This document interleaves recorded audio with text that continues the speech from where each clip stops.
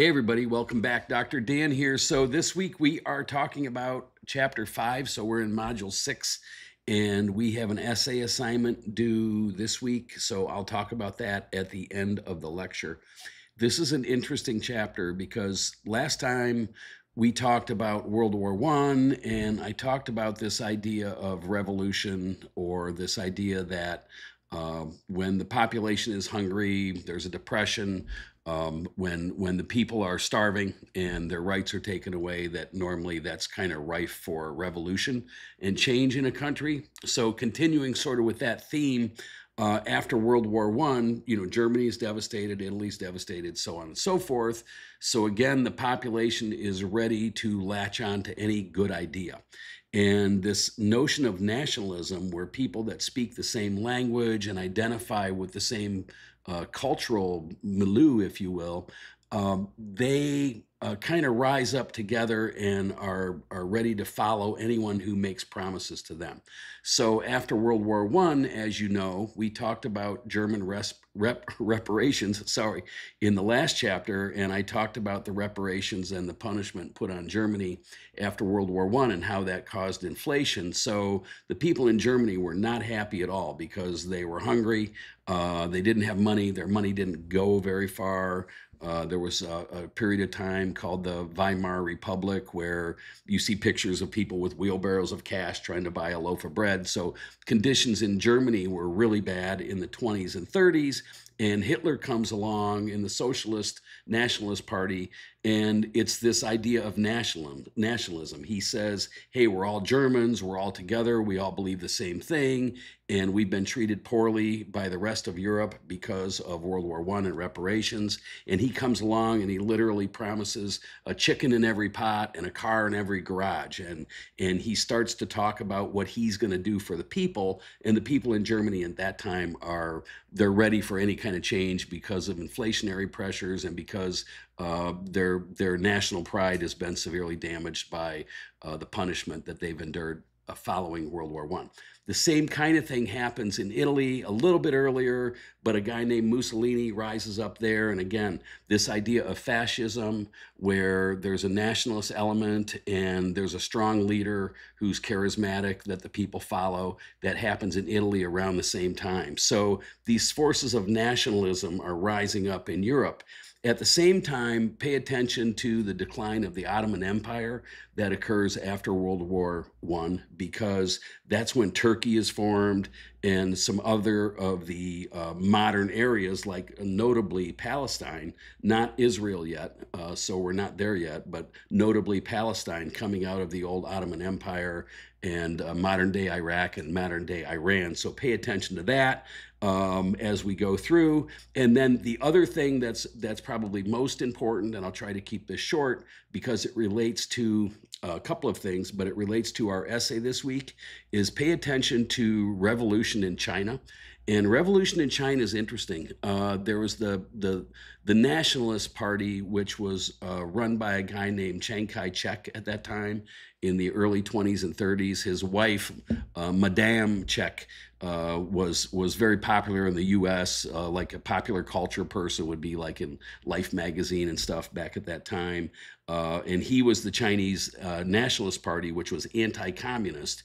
So again, we're in the 20s and the 30s in that kind of time frame, and a little bit later. So Chiang Kai-shek is the friend of the U.S., the anti-communist party, but a young guy named Mao Zedong comes along, and he forms this Chinese Communist Party, and he is successful in taking over China, which is no easy feat because it's huge. And by huge, I mean, there are these rural areas. There are, at that time, like 20 different languages in China. There's no time zone. There's no communication because it's so big. So it's hard to weave these people all together. And what's notable and what you need to know for your essay is that Mao Zedong comes along, and instead of going into the cities and trying to sell his new idea of this Communist Party to the elite and the people with money, he goes in the countryside, and he himself came from the country. And so he goes into the countryside all over rural China for years and years and years. and convinces all the peasants and all the rural people to rise up against their local governments. And that's really a notable feat because it had never been done before. This idea of a grassroots campaign, and that's what Mao Zedong did. And he takes over China. Chiang Kai-shek gets sent off to Hong Kong, so that's where the Nationalist Party ends up, and the Communist Party comes to power in China. And so part of your essay assignment this week is about that idea of how Mao Zedong takes over and installs a new political party and actually sort of weaves together nationalism in a country as diverse and as big as China was at that time. We'll talk a little bit more about that in a second. So those are the biggies. The other thing to notice that this idea of nationalism, since we're over in Asia, we're talking about China, is also notable about what's going on in Japan at that time. Japan, and I think we already read about the Meiji Revolution, they start to modernize, build this huge industrial complex, and because Japan is relatively small and landlocked, they need coal, they need oil to feed their industrial machine, so they start to really get imperialistic, and we read about imperialism and we wrote about it in our last essay, but Japan starts to get really imperialistic, and they take over Korea. To this day, Koreans still hate the Japanese in a large sense because of the cruelty that Japan inflicted on Korea at one time. They begin to take over Mongolia, north of Russia there, because Japan needs raw materials. And eventually that expansion is going to take Japan into the Philippines, and it's going to start World War II eventually, but we're not there yet as Japan expands out and eventually bombs Pearl Harbor. So that's coming down the road, but we're not there yet. So anyway, that's the chapter. It's interesting. Read it. I hope that you followed the lecture. I know there's a lot, but the next thing I want to do real quick is go over the essay assignment. And let me quickly look at the syllabus. On the syllabus, there was a There was a student learning outcome that said one of the things that we're supposed to be learning this semester is that we're supposed to be able to understand and evaluate developments in modern world history. So part of our essay assignment is that idea, like what developments that happened back then, how that influences today, if you will. So part of the essay assignment, and let me go to it really quick. There's two aspects. There's actually kind of 2.5 aspects to this essay. And the first one is you need to provide an explanation of 2 examples of nationalism or nation-building efforts that were hampered due to religious or cultural influences. Okay, and that's real easy. I can give you a hint. Just go look at Turkey in chapter 5 and what happened to Turkey as the Young Turks kind of take over or try to take over. And you can also look at some other countries in the Middle East for that one, because there are these pushes for modernist movements, but because of the ingrained culture and because of religion, they don't go anywhere. So we need 2 examples of that in the essay.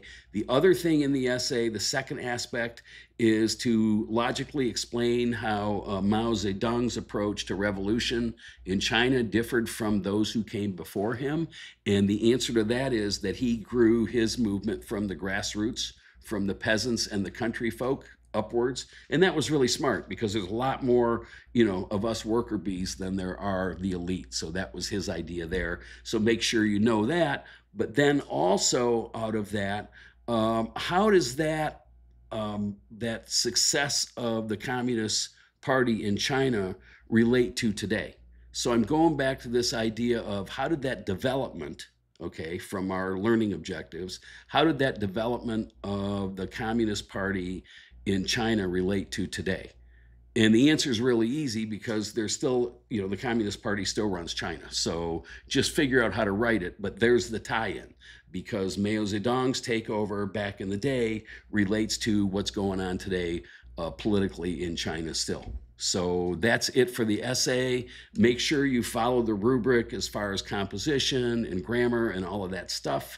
If you have any questions about the assignment, please let me know. I'm happy to help. So that's it for this week. There's a lot. If you have any questions, please reach out. Be safe. Have a great day. Bye-bye.